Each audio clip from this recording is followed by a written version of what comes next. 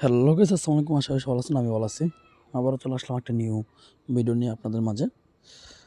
Video thumbnail title দেখে বুঝিয়ে গেছেন আজকে ভিডিওটি কী নিয়ে হতে যাচ্ছে। আজকে আমরা যাচ্ছি বাংলা কৃষি টিভি মোহাম্মদ বাহারউদ্দিনের এফজেড ভার্সন 4 বাইকটি আনতে। বাইকটি 1 মাস মতো হবে বুকিং দিয়ে রেখেছে, কিন্তু আজকে শোরুম থেকে ফোন দিয়েছে বাইক এসে নিয়ে যেতে।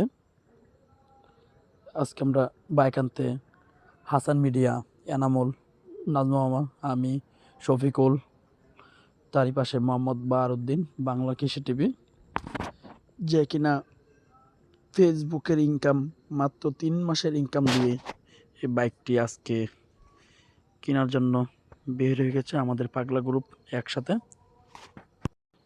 আর বিশেষ করে আজকে আমরা চলে যাচ্ছি ব্রাহ্মণবাড়িয়া। আর ব্রাহ্মণবাড়িয়ার রাস্তার কথা না বললেই নয়। রাস্তা এত খারাপ, বলার বাইরে, বলার মতো কোনো ভাষাই নেই। দেখতেই পাচ্ছেন রাস্তা অনেক জাম লাগিয়েছে।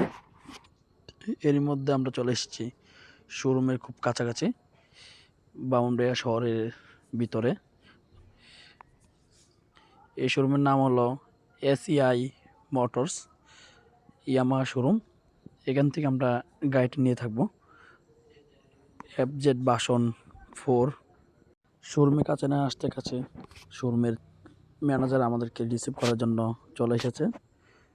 শোরুমের ভিতরে ঢুকে আমাদের পছন্দ বাইকটি দেখবো, যার জন্য কিনা 1 মাস অপেক্ষা করা, দীর্ঘ 1 মাস।